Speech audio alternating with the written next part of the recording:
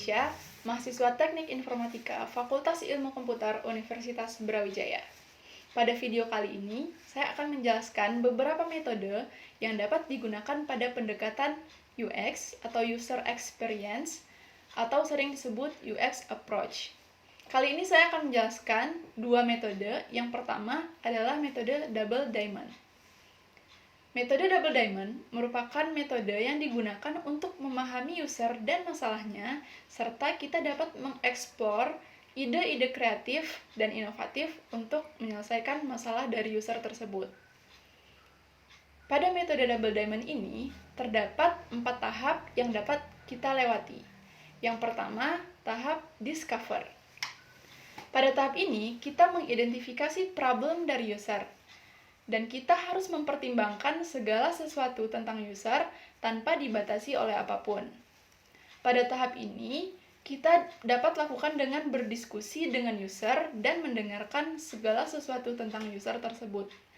Jadi, pada tahap discover ini kita harus benar-benar paham apa yang menjadi permasalahan dan yang diinginkan oleh user. Yang kedua adalah define. Pada tahap define ini, setelah kita paham dengan masalah dan problem dari user tersebut, kita akan mendapatkan kunci dan area dari permasalahan. Lalu kita harus fokus untuk mendapatkan solusi dari permasalahan user tersebut.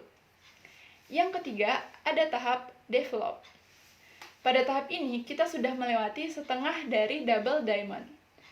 Jadi, pada tahap ini kita akan mencoba menyelesaikan permasalahan dan kita harus kembali membuka pikiran serta mengeksplor kembali ide-ide kreatif dan inovatif. Jadi pada tahap ini, kita harus memikirkan ide apa yang akan kita ajukan untuk menjadi solusi dari permasalahan. Yang keempat adalah tahap deliver. Pada tahap ini, kita harus memilih ide terbaik dari beberapa ide yang telah kita ajukan, dan harus fokus pada apa yang benar-benar dapat menjadi solusi dan memenuhi kebutuhan dari keinginan user. Pada tahap deliver ini, kita akan melakukan 4 tahap, yaitu yang pertama prototyping dari ide yang sudah kita pilih. Yang kedua, kita lakukan testing dan learning.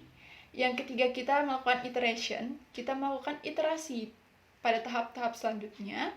Dan yang keempat, baru kita bisa build sistem yang akan kita kembangkan dari keinginan dan permasalahan user. Selanjutnya, metode yang kedua adalah metode Lean UX. Metode Lean UX adalah sebuah metode yang disusun oleh Jeff Gotev dan Josh Seiden yang membawa sebuah sifat nyata dari sebuah produk agar memiliki keberhasilan dan kesuksesan yang lebih cepat secara kolaboratif dan lintas fungsional dengan meminimalisir penekanan pada dokumentasi namun berfokus pada peningkatan pemahaman dari produk experience yang sedang dirancang. Lean UX juga memiliki 4 tahap. Yang pertama, declare assumption. Pada tahap ini, kita harus mendeklarasi asumsi. Yang dapat kita lakukan adalah mewawancarai dan mengobservasi beberapa user. Dari situ kita akan mendapatkan informasi permasalahan dari user, lalu mendapat ruang lingkup dari permasalahan. Dari sana kita akan mendapatkan asumsi awal sebagai starting point untuk mengidentifikasi masalahnya. Asumsinya dapat berupa pertanyaan terkait pendapat gagasan dan masalah yang dialami user saat penggunaan aplikasi. Lalu kita juga harus menentukan hasil atau outcome yang akan kita capai. Jadi outcome ini menjadi ukuran solusi yang akan kita terapkan terhadap masalah. Lalu akan didapatlah hasil evaluasi yang digunakan pada proses perancangan hingga menjadi hasil terbaik. Yang kedua adalah tahap minimum viable product. Jadi di sini kita singkat menjadi MVP. Pada pembuatan MVP ini digunakan untuk testing produk kepada user. Lalu akan ada hasil untuk validasi hipotesis yang sebelumnya dibuat, dan MVP pun berupa prototype, sketching, ataupun wireframe sebuah produk untuk menunjukkan pengujian sebelum implementasinya.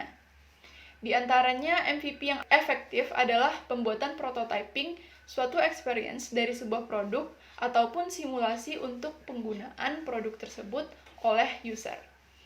Untuk penggunaan tools ataupun alat bantu dalam pembuatan prototipe harus mempertimbangkan hal-hal. Yang pertama, siapa saja yang akan berinteraksi dengan prototipenya. Yang kedua, experience yang akan dicapai. Dan yang ketiga, lama waktu pembuatan prototipe.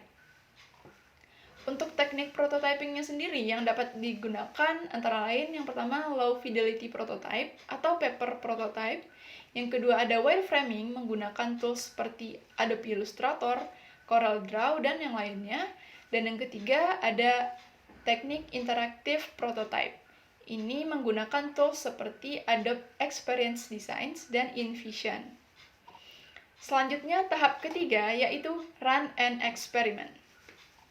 Pada tahap ini adalah tahap pengujian prototipe MVP yang sebelumnya sudah dibuat, dapat dilakukan kepada anggota tim ataupun bahkan kepada diri kita sendiri. Nah, bagian ini berguna untuk memastikan MVP berjalan dengan baik dan sesuai sebelum diujukan kepada pengguna. Masuk pada tahap terakhir yaitu feedback and research. Pada tahap ini berfungsi untuk memvalidasi asumsi-asumsi yang ada sebelumnya dari hasil prototipe MVP yang telah dites. Pada tahap ini berguna untuk memastikan bahwa produk yang telah dibuat sudah benar-benar sesuai dengan apa yang dibutuhkan oleh user atau penggunanya.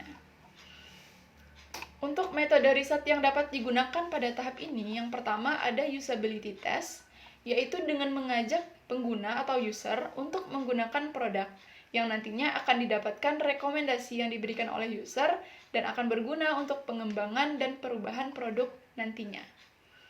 Yang kedua, metode eye tracking, yaitu dengan cara melihat heat map pandangan pengguna saat menggunakan produk.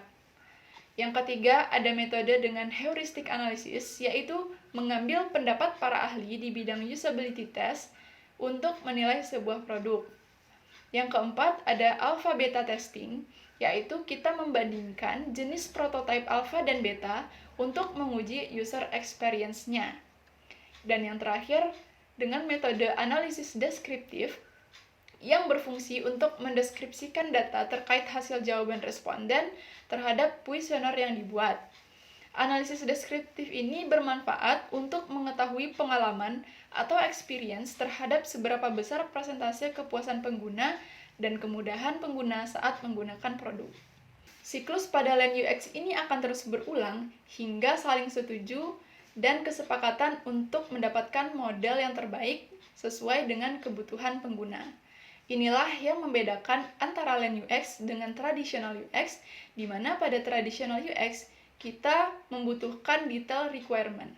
Sedangkan pada Land UX, kita fokus pada feedback dan pembenahan pada setiap iterasi rancangannya. Baik, sekian video kali ini tentang metode yang dapat digunakan untuk pendekatan UX. Jangan lupa like, komen, dan share video ini. Semoga bermanfaat. Sekian dari saya. Dadah!